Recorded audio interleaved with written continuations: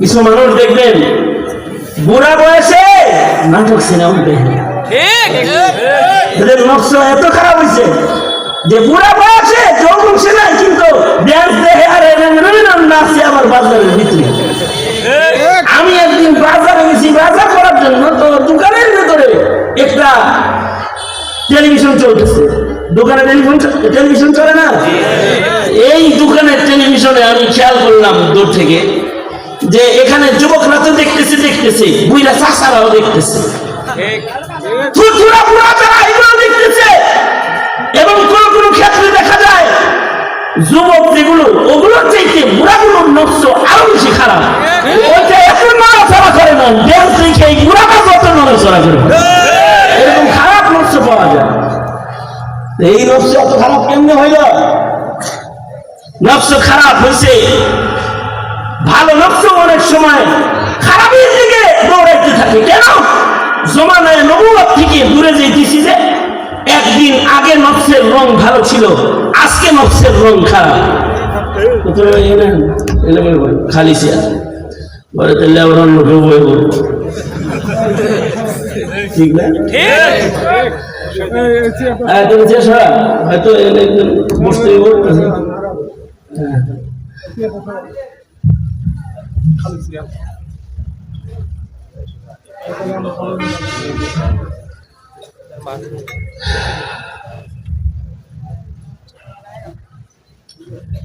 গতকালকে চাইতে নকশে হালত আজকে ভালো না মন্দ?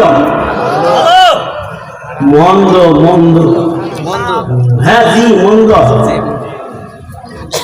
মন্দ কেন? গতকালকে আমরা জমানায় নবুয়তের একদিন কাছে ছিলাম, নবুয়তের সূর্য মুহাম্মদুর রাসূলুল্লাহ সাল্লাল্লাহু আলাইহি ওয়াসাল্লামের কাছাকাছি ছিলাম। আর আজকে আমরা 24 ঘন্টা পিছনে বসছি। 24 ঘন্টা পিছে বলা কি কম পিছে? 1 সেকেন্ড পিছে বললেও তো পিছে হয়, আর 1 সেকেন্ড আগে বললেও তো এটা আগে হয়। 1 মিনিট পিছনে পড়লেও সেটা পিছনে হয়। তাইলে কোথায় 40 বছর আগে নকশটা ছিল?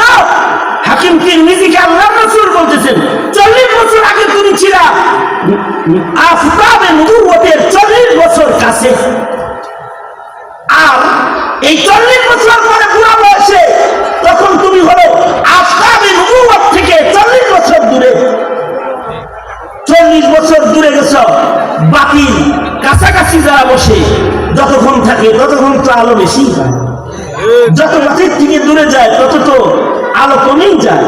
আফতাবে নবুয়তের যত কাছাকাছি মানুষ দেখবা তত দেখবা তাদের নফস ভালো, আর আফতাবে নবুয়ত থেকে যত দূরে যাবে তত দেখবেন মানুষগুলো খারাপ।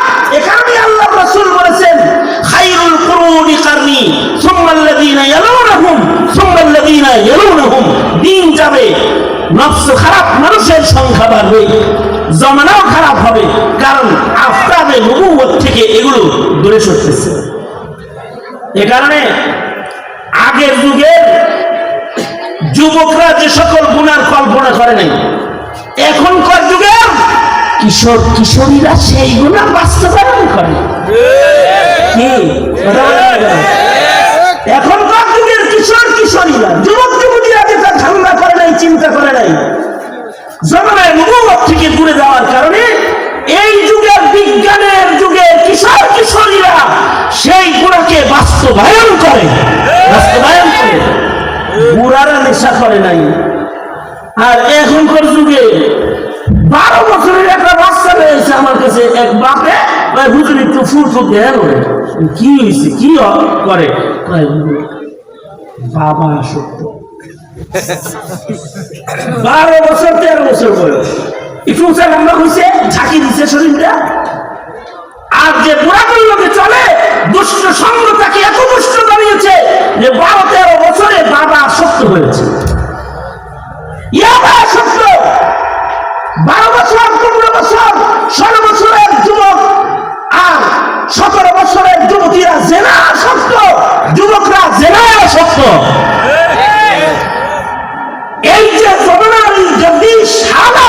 এটা কেন? আপনাদের নবুয়ত থেকে যত দূরে যাইতেছে মানুষগুলো খারাপ হইতেছে।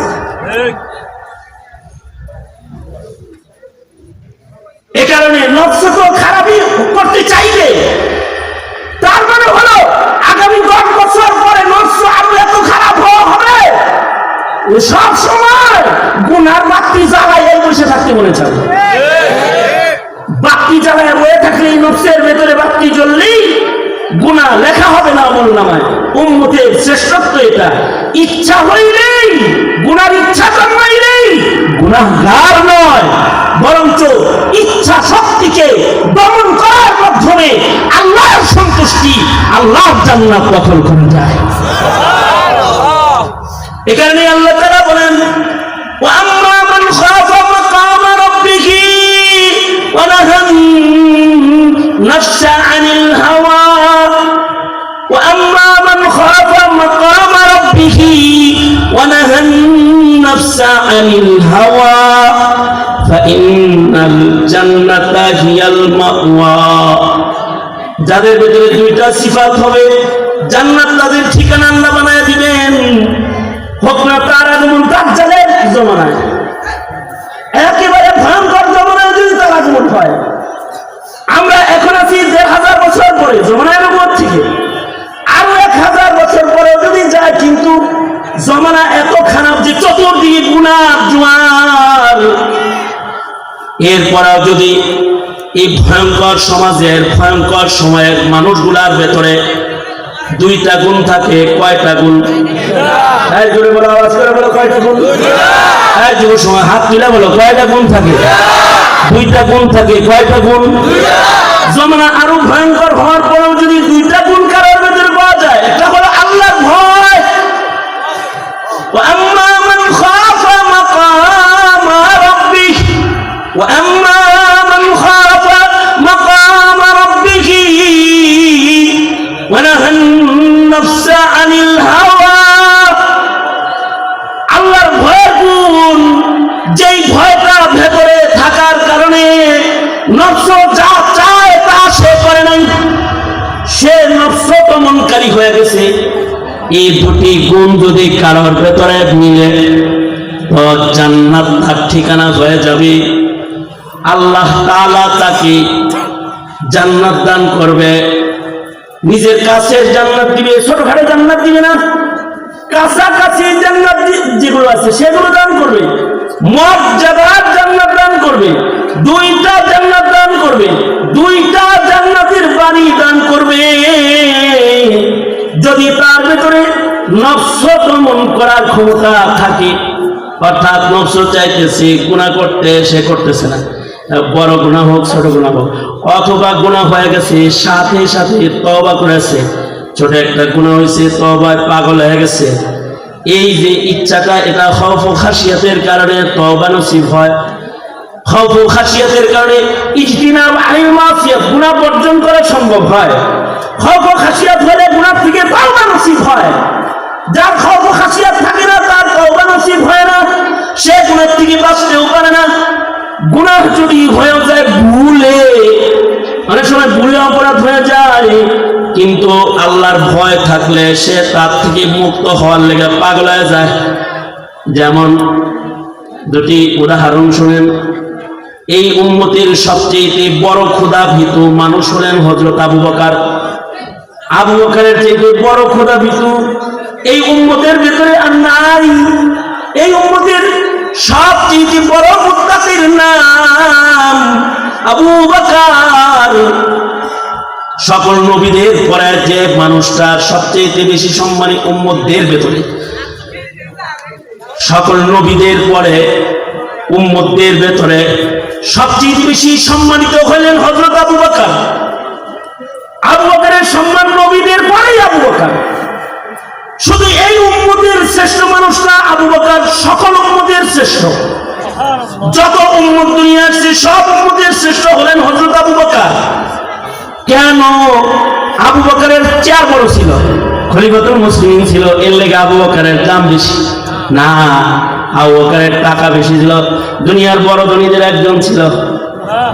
কি আপনার চেয়ারেছেন কেন? বড় ধনী ছিল এর লেগে দাম বেশি না। আবু বকরের দাম এই জন্য বেশি ছিল, শ্রেষ্ঠ খেলোয়াড় ছিল এই জন্য না, কিন্তু অভিনেতা ভালো ছিল এই জন্য না, কিন্তু আবু বকরের দাম ছিল। আবু বকর মুত্তাকি অনেক বড় ছিল, আশিকি রাসূল অনেক বড় ছিল, আল্লাহর ভয় বেশি ছিল, নবীর প্রেম বেশি ছিল। আল্লাহু আকবার জোরে বলেন, আরো জোরে আওয়াজ করে বলেন আল্লাহু আকবার জোরে বলেন। আল্লাহর ভয় বেশি ছিল, নবীর প্রেম বেশি ছিল। আর আমাদের হলো আল্লাহর ভয় কম, নবীর প্রেম কম। নেতার প্রেম আছে, নেত্রীর ডর আছে, দলের ডর আছে, নেতার ডর আছে, আল্লাহর ডর নাই, নবীর প্রেম নাই। নেতার মোহব্বত আছে, নবীর মোহব্বত নাই। দলের ভয় আছে, আল্লাহর ভয় নাই। দল প্রীতি আছে, দিন প্রীতি নাই। দল প্রীতি আছে কি নাই? দিন প্রীতি নাই, দিন প্রীতি নাই, ধর্ম প্রীতি নাই, আল্লাহর ভয় নাই, নবীর ভয়, নবীর মোহব্বত নাই। আর আবু বকরের ভিতরে দিন প্রীতি বেশি, দিন প্রীতি বেশি, দিনের সামনে সব একাকার। আবু বকরের ভিতরে তাকওয়াল্লাহ বেশি, আবু বকরের ভিতরে নবীর প্রেম ভালোবাসা বেশি। এ কারণে আবু বকরের হিজরতের রাত্রির নবী প্রেম যদি মিজানের এক বানায় দেওয়া হয়, আর উমরের গোটা জিন্দেগির ইবাদত যদি আর করা দেওয়া হয়, উমরের গোটা জিন্দেগির ইবাদতের চেয়ে আবু বকরের 3 রাত্রির নবী প্রেমের ওজন আল্লাহর মিজানে বেশি। বলেছেন মুহাম্মাদুর রাসূলুল্লাহ সাল্লাল্লাহু আলাইহি ওয়াসাল্লাম, আবু বকরের খৌফ ও খাশিয়াতে খোদাবন্দি বেশি, আবু বকরের তাকওয়া বেশি। ইন্না আকরামাকুম ইনদাল্লাহি আতকাকুম, যার তাকওয়া বেশি তার সম্মান বেশি। এই উম্মতের ভিতরে যেহেতু আবু বকরের সম্মান বেশি, আতো দরওয়াজা জান্নাত থেকে আবু বকরকে ডাকবে, সুতরাং আবু বকরের তাকওয়াও কম না বেশি? আওয়াজ করে বলেন, কম না বেশি? বেশি। 3 দিন আবু বকর না খায় রয়েছে, ক্ষুধার্ত আবু বকর 3 দিনের না খাওয়া। হঠাৎ করে আবু বকরের গোলাম আবু বকরের সামনে রুটি গোশত হাদিয়া রেখেছে। আমিরুল মুমিনিন, আপনি 3 দিন ধরে কিছু খান না, এই যে রুটি গোশত আনছি এগুলো খান, আহারটা গ্রহণ করুন, আমিরুল মুমিনিন গ্রহণ করুন। হযরত আবু বকর 3 দিন ধরে কিছু খায় না। খলিফাতুল মুসলিমিনের ঘরে 3 দিন হয় আগুন ধরে না, চুলা জ্বলে না, ফক্র ফাকায় আক্রমণ করেছে। 3 দিন ধরে আবু বকর না খায় রয়েছে, আজকে রুটি গোশত হাদিয়া আইছে।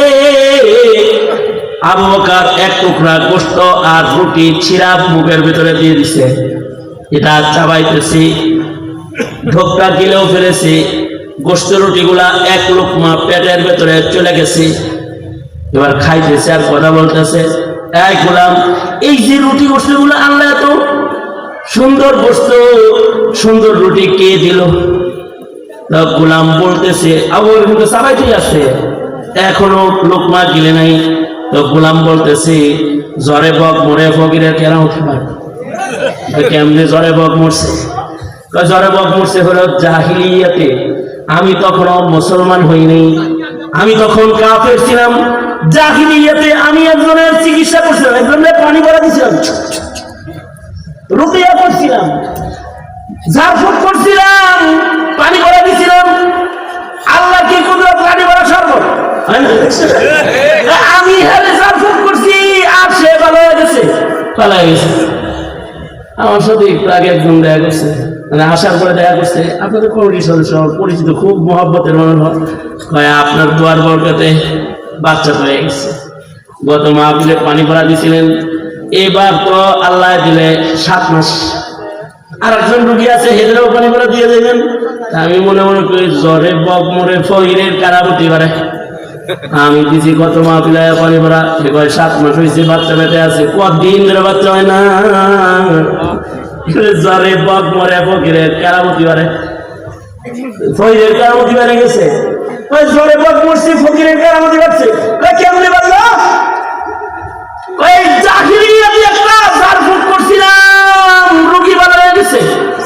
কিন্তু রুগীটা এত গরিব রুগী যে আমার কোনো হাদিয়া তোফা বিনিময় কিছু দেওয়ার মতো সুযোগ তার কখনো হয় নাই। আজ আজকে হঠাৎ করে তার বাড়িতে খুব শানদার খানার ইন্তজাম হয়েছে। তো তার আমার কথা মনে হয়ে গেছে, হায় রে আমার পেটের পীড়া ছিল, এত ভালো জিনিস খাইয়া তো হজম করা দূরের কথা মুখের কাছে আনতে পারতাম না যদি হে আমার চিকিৎসা না করতো। তার আগে খাওয়াইয়া লই হ্যাঁ মাথায় এটা আসছে, আর সে আমার জন্য রুটি গোস্ত হাতিয়া দিয়েছে। ওই দিনের সেই জার ফুকের প্রতিদান আজকে হাতিয়া আনছে। আমি ভাবলাম খলিফা আমার 3 দিনের না খাওয়া, আগে খলিফাতুল মুসলিমিনকে দেই, এরপর আমি খাই। আবু বকর সিদ্দিক রাদিয়াল্লাহু আনহু বলে, আগে বলবো না এটা তোমার জার ফুকের খানা, আগে এটা বলো তুমি যখন জার ফুক করছিলা তখন কি তুমি মুসলিম ছিলা না কাফের ছিলা? জাহিলিয়াতে করছি, কাফের ছিলাম। তাইলে নিশ্চয়ই তুমি ফু দেওয়ার সময় তো বিসমিল্লাহ বলে ফু দিছো না, লাত উজ্জা বলে ছু দিছো না? জি জি জি লাত উজ্জা বলে ফু দিছো, লাত উজ্জা বলে ফু দিছো, যেই ফু দিয়া জ্বরে বদ মরছে, আর সেই লাত উজ্জার ফলে ফুর বিনিময়ের খানা হইছে এইটা, আর আমি খাবো সেইটা। খারাপ, এটা হবে না, এটা খাওয়া যাবে না। বরঞ্চ যেটা খাওয়া ফেলছি এইটা দেহে বসতে দেওয়া যাবে না। পানি আনো, পানি আনো। পানি পান করেছেন, নিজের মুখের ভিতরে নিজে উঙ্গুলি দিয়া হযরত আবু বকর বমি করার চেষ্টা করতেছেন। হযরত উসমান এসে বলে, আমিরুল মুমিনিন এত কষ্ট করে বমি করার চেষ্টা কেন করতেছেন? আবু বকর বলে, রে উসমান, শোনো নাই কি তুমি আল্লাহর রাসূলের হাদিস, যে হারাম খানা দিয়া দেহের রক্ত গোশত গঠন হবে, ওই দেহকে আল্লাহ তাআলা দোজখের আগুনে জ্বালাবে। আমি আবু বকরের পেটে একটা লাতুজার ফুয়ের খানা রাখবো, আমি আল্লাহর মুখ কেমনে দেখাবো, আল্লাহর চেহারা আমি কেমনে দেখাবো? না খেয়ে মরবো, কিন্তু হারাম খাবো না। এটা হলো আম্মা মান খাফা মাকাম রাব্বি, আল্লাহর মাকামকে ভয় পায়, এজন্য এক টুকরা হারাম খানা পেটে রাখে না। ততক্ষণ পর্যন্ত আবু বকর মুখের ভেতরে গুতাগুতি বাদ দেয় নাই, যতক্ষণ পর্যন্ত বমি হইয়া গোশত রুটি পেটের ভেতর থেকে বের হয়ে না আসছে। এটা যখন বের হয়ে আসছে আবু বকর তখন কয়, আলহামদুলিল্লাহ, হারাম কোনো খানা আমার পেটে রয় নাই। এখন যদি আমার মরণ হয়, পেট খালি মরণ হইতে পারে, পেটের ভিতরে হারাম, এই অবস্থায় মরণ আমার হবে না, আল্লাহর আদালতে আমি শর্মিন্দা হব না।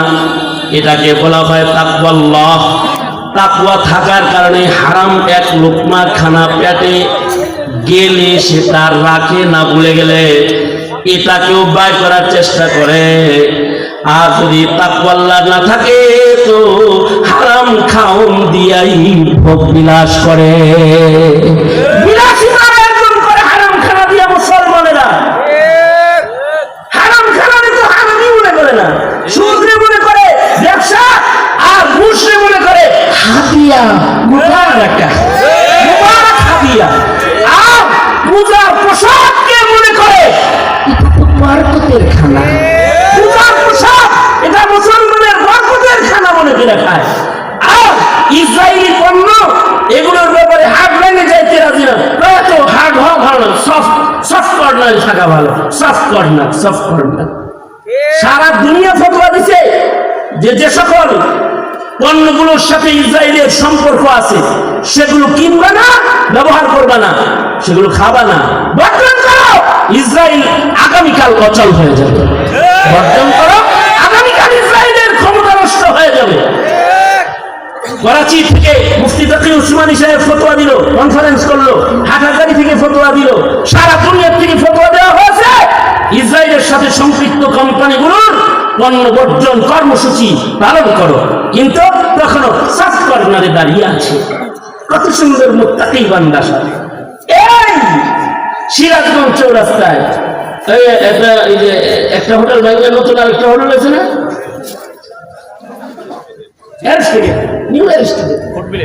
আরে না আরেকটা হয়েছে ওই একই নামে, হ্যাঁ এই আরেকটা হয়েছে।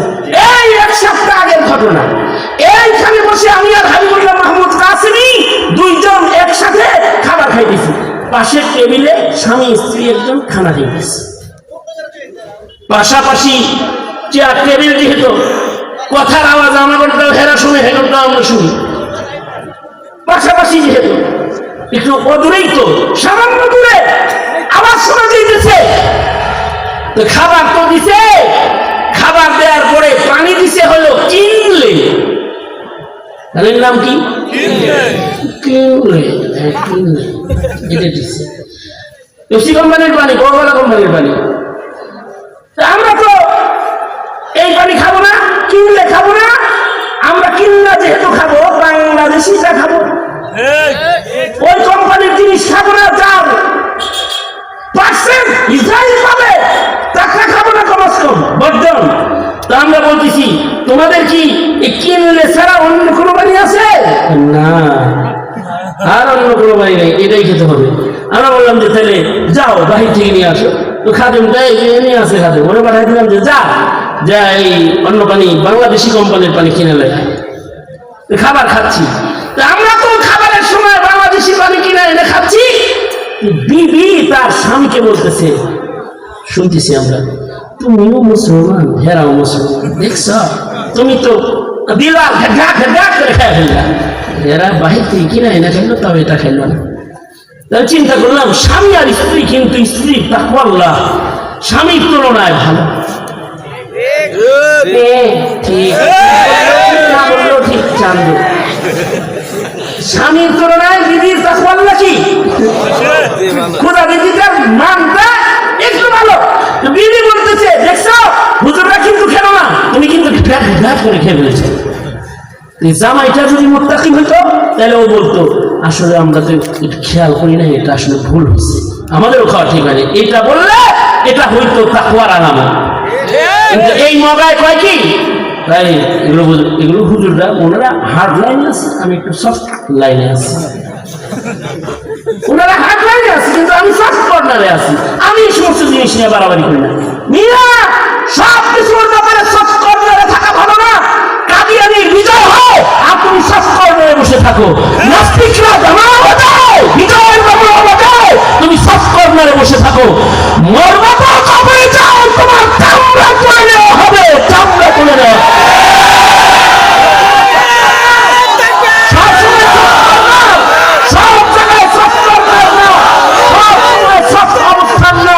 কিছু কিছু সময়ে শক্ত অবস্থানের জরুরত হয়, শক্ত অবস্থানে যেতে হয়। কিসের কারণে? তাকওয়ার কারণে। জোরে বলেন, আরো জোরে বলেন, আরো জোরে বলেন।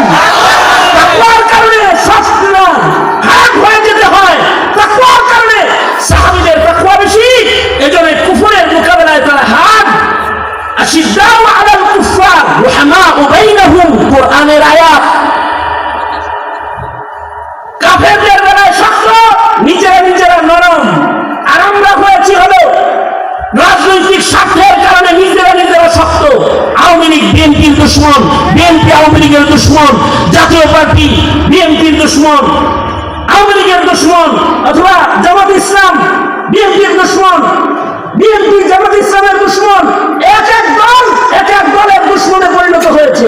ক্ষমতার চেয়ারকে টার্গেট করে, ক্ষমতার চেয়ারকে টার্গেট করে একে অপরের দুশ্মন হওয়ার স্বার্থকে কেন দিনকে টার্গেটে নিতে পারলে না? দিনকে টার্গেটে নিয়ে তুমি হাত হয়ে যেতা।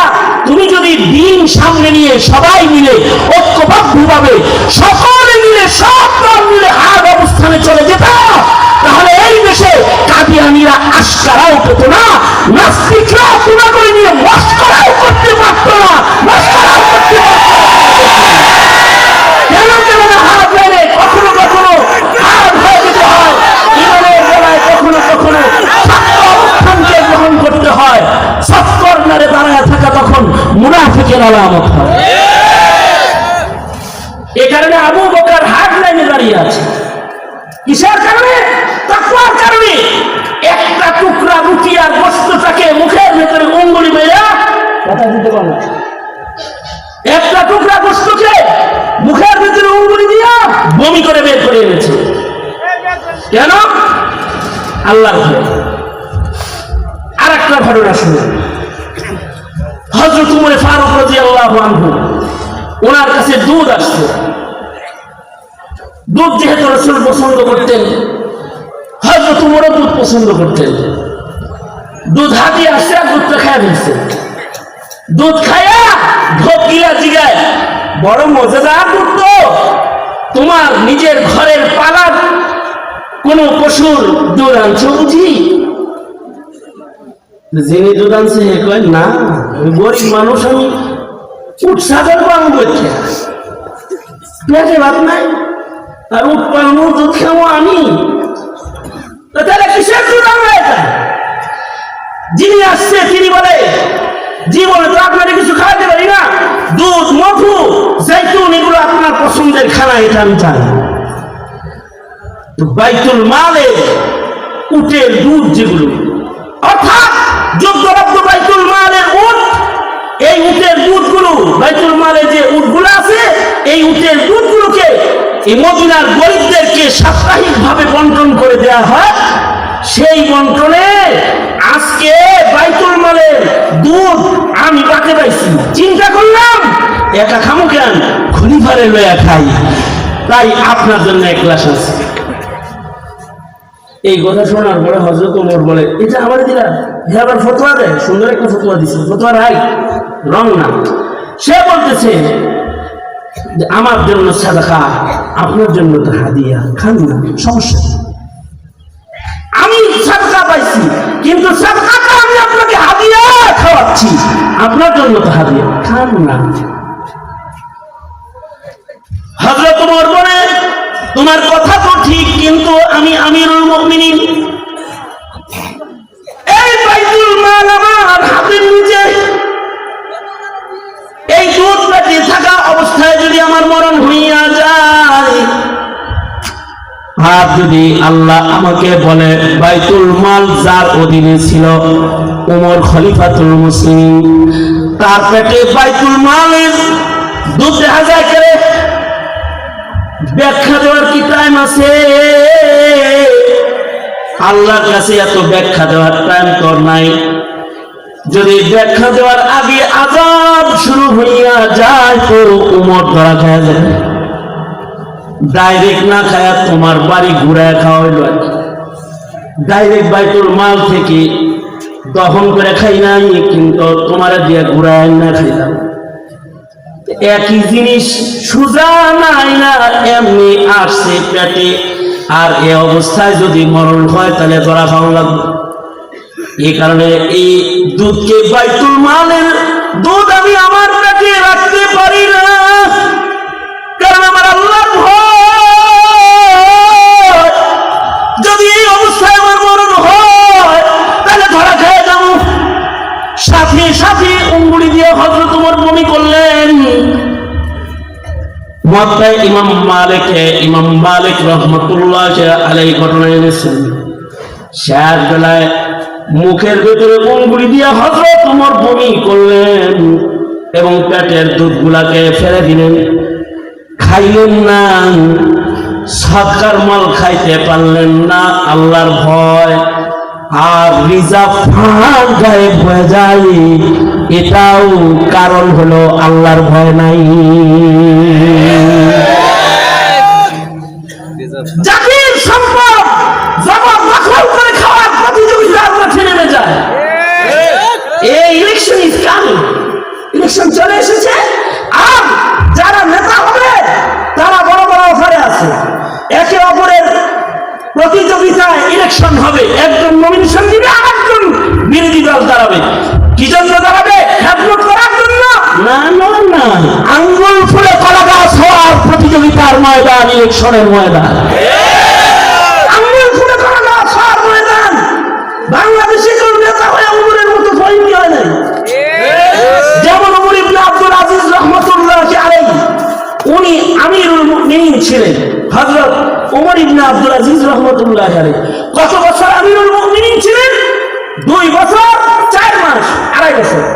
কত বছর? 2.5 বছর।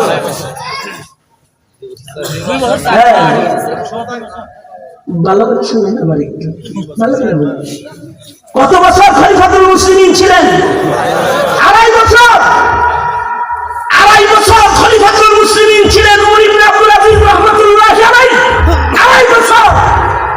এই 2.5 বছরের খেলাফত আমলে আজিজের খেলাফতের প্রভাব মানুষের উপর তো পড়েছে, জঙ্গলের প্রাণীর উপরেও পড়েছে। আল বিদায়া ওয়ান নিহায়া বলে বাঘ ছাগলের রক্ত পান করে নাই। আল্লাহু আকবার, জঙ্গলের বাঘ ছাগলের উপরে আক্রমণ করে নাই।